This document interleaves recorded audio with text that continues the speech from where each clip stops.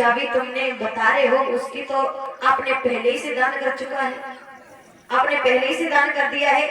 घोड़े की लगाम और खजाने की चाबी तो राजाओं के पास में होती है, और जिसके पास में घोड़े की लगाम और खजाने की चाबी ना हो तो मालिक नहीं रहता है।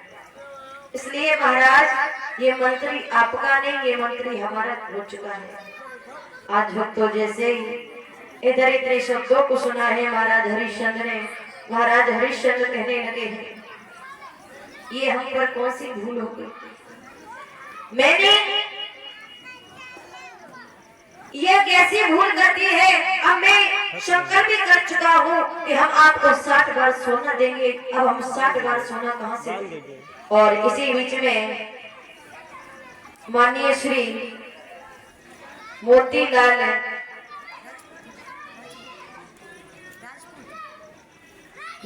मोतीलाल राजपूत जी जो परीक्षित महाराज जी हैं, इनकी धर्मपत्नी ये हमें फूलों के हार से सम्मानित कर रही है। भगवान से प्रार्थना कर रही हूँ कि ऐसी धर्म काम में आगे बढ़ते रहें।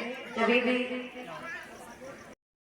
ये जैसे विचार मन में आया है महाराज हरिश्चंद्र कहने लगे ये कैसी भूल हो गई हमसे। भक्तों महाराज हरिश्चंद्र अपनी रानी तारावती के पास में आए हैं। जैसी तारावती ने महाराज के चेहरे को देखा है, पूछने लगी है महाराज क्या बात है। उसी समय महाराज ने जवाब दिया है कि हे प्रिय एक साधु आया है और उसने हमारा सब कुछ ले लिया, अभी उस साधु का 60 बार सोना बाकी है, वो हम कहां से देंगे। जैसे इतने शब्दों को सुना तो शीश में जवाब दिया है कि स्वामी आप चिंता मत करो, जो भोले बाबा ने अपने त्रिशूल के ऊपर काशी नगरिया बसाई है, उसी काशी नगरिया में बिक करके हम आप और हमारा पुत्र रोहिदास बिक करके अपने प्राणों को त्याग देंगे, वहीं पर बिक जाएंगे और मरते दम तक वहीं पर रहेंगे, लेकिन महाराज का कर्ज अदा कर देंगे। जैसे इतने शब्दों को सुना तो आज उसी समय महाराज हरिश्चंद्र कहने लगे हैं कि धन्य है हमारी रानी तारावती, बिकने के लिए तो छोड़ो हमारे लिए मरने के लिए तैयार है।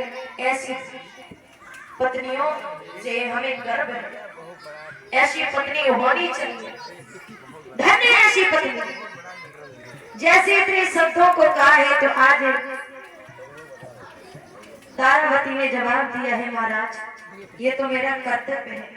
जब आपसे हमारा विवाह हुआ और जब शादी हुई तो मैंने आपसे एक वादा किया है कि आपके दुख और सुख में साथ निभाऊंगी, और आज आपके पास में दुख है और हम आपका साथ ना निभाएं ऐसा नहीं हो सकता है। आज हम तो